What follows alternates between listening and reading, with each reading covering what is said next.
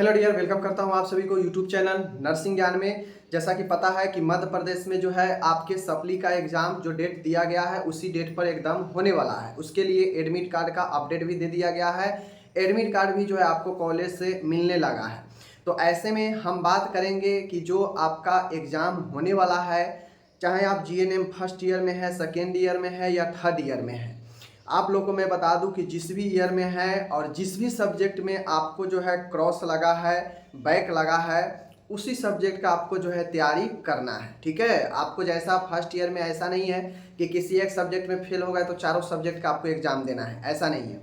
अगर एक सब्जेक्ट में क्रॉस लगा है तो एक को देना पड़ेगा, दो में लगा है तो दो का देना पड़ेगा, ये बातें होता है। ठीक है, बाकी का जिसमें पास है वो आपका पास रहता है। इसी प्रकार से अगर थर्ड ईयर में मिडवाइफरी गायनिकोलॉजी में लगा है तो सिर्फ उसी का देना पड़ेगा। बातें को समझ रहे हैं? तो ये चीज़ें हैं। अब बहुत सारे लोग ये कमेंट करते हैं कि आखिर मैं कैसे पढूं। मैं बता दूं कि आज मैं वीडियो बना रहा हूं तो आज से अब आपके पास मात्र 3 से 4 दिन का समय है। चौथे दिन से एग्ज़ाम शुरू है। तो ऐसे में आपको मैं बता दूं कि लगभग पिछले 3 से 4 सालों का, 5 सालों का, मैक्सिमम 5 सालों का क्वेश्चन को आप लोगों को रिवाइज करके जाना चाहिए। ठीक है, पिछले जो 4-5 सालों का क्वेश्चन है, जो जो पूछे गए हैं वो सारे को आप लोग शॉर्ट लॉन्ग वाले को कंप्लीट कर लीजिए, ऑब्जेक्टिव्स कंप्लीट कर लीजिए उसमें जो भी पूछे गए हैं। और एग्ज़ाम में जाएंगे तो इतना तो ज़रूर है कि जो आपके अंदर जो एक बार बैक लग गया है और ये डर है कि मैं फिर से कहीं मेरे बैक न लग जाए, तो ये डर जो है आपका 100% समाप्त हो जाएगा अगर आप 4 से 5 सालों का रिवीजन करके जाते हैं। तो रिवीजन क्यों ज़रूरी है? क्योंकि कम समय में रिवीजन ही मस्ट होता है। एक झलक, दो झलक, तीन झलक पढ़ना, क्योंकि याद करना बार बार एक क्वेश्चन का संभव नहीं है। एक क्वेश्चन में ही रह जाइएगा, फिर दूसरा पढ़ नहीं पाइएगा, दिमाग में नहीं आ पाएगा। तो कम से कम दिमाग में क्वेश्चन आपके चलना चाहिए, आंसर चलना चाहिए। और उसके लिए रिवीजन, क्वेश्चन को टच करना, सभी क्वेश्चन को, ज़्यादा से ज़्यादा क्वेश्चन को पढ़ना बहुत महत्वपूर्ण होता है। ठीक है, जिस सब्जेक्ट में अगर पिक्चर बनाना है तो उसमें पिक्चर बनाना मस्ट है। पिक्चर पर नंबर आपको, डायग्राम पर नंबर अच्छे खासे मिलते हैं। तो ये गलती मत कीजिएगा जो गलती पहले किए थे। कम से कम लॉन्ग क्वेश्चन अगर लिखते हैं तो उसको 1.5 से 2 पेज में ज़रूर लिखें, ताकि लगे कि हाँ मैंने कॉपी लिख कर आया है। जो कॉपी चेक करने वाले हो उनको भी लगे कि हाँ वास्तव में स्टूडेंट मेहनत किया है और ये चीज़ों को अच्छे से एक्सप्लेन किया है, तो आपको बेहतर अंक जो है मिलेंगे। मेरा यही कहना है, बचे हुए समय में आप अगर ट्रेवल्स में हैं या आप जा रहे हैं तो आप अपने साथ जो सब्जेक्ट में बैक लगा है उसका बुक रखें, क्वेश्चन बैंक रखें।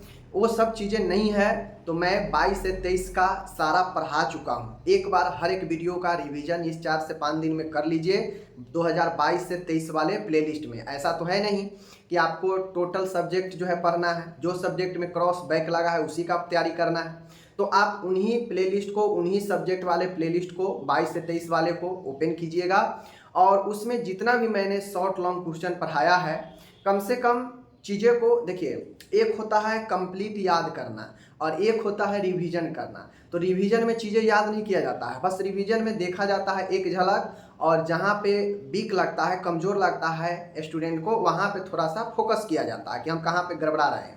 तो वैसे जगह पर फोकस कीजिएगा जहाँ पे आपको गड़बड़ लगता हो कि हम अपने आप को कमज़ोर हैं, तो वहाँ पे फोकस करके बेहतर आप लोग कर सकते हैं। साथ में जो भी क्वेश्चन मैंने प्ले लिस्ट में दिया है उसको कंप्लीट कर लीजिएगा, या फिर आपके पास बुक है, पिछले 8 से 10 सालों का क्वेश्चन बैंक है तो पिछले 4-5 सालों का क्वेश्चन बैंक इससे 3 से 4-5 दिनों में अच्छे से रिवाइज कर लीजिए। एक एक शॉर्ट लॉन्ग क्वेश्चन को मैं फिर से कह रहा हूँ, याद नहीं करना। याद करेंगे तो हो सकता है एक ईयर का भी जो है कंप्लीट नहीं कर पाएंगे 4 से 5 दिनों में।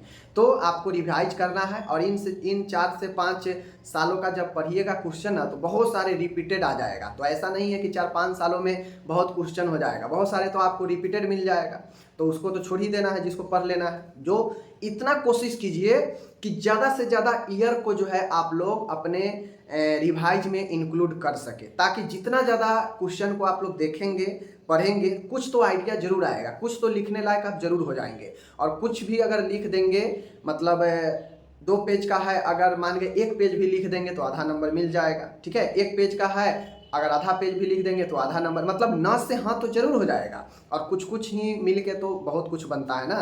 तो यही चीज़ें हैं। बाकी अगर आप लोग चाहते हैं कि मैं इम्पोर्टेंट क्वेश्चन दूं तो इम्पोर्टेंट क्वेश्चन मैं आपको देने वाला हूं, ठीक है।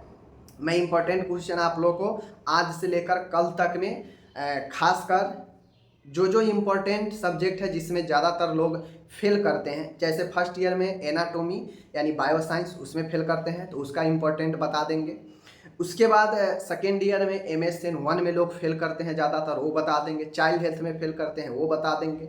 और सेकेंड ईयर में मिडवाइफरी में फेल करते हैं तो मिडवाइफरी, यानी 4 से 5 वीडियो मैं आज से लेकर कल तक में आपको ला दूंगा और आप लोग उस सारे क्वेश्चन को कंप्लीट कर लीजिएगा। मैं तो गारंटी नहीं ले सकता हूं, बट इतना जरूर कहूंगा कि अगर इन सब शॉर्ट लॉन्ग क्वेश्चन को क्लियर कर लीजिएगा तो बेहतर जरूर एग्जाम में कर सकते हैं, ठीक है। क्योंकि 3 से 4 दिन में क्या ही गारंटी ले सकते हैं कोई भी, ठीक है।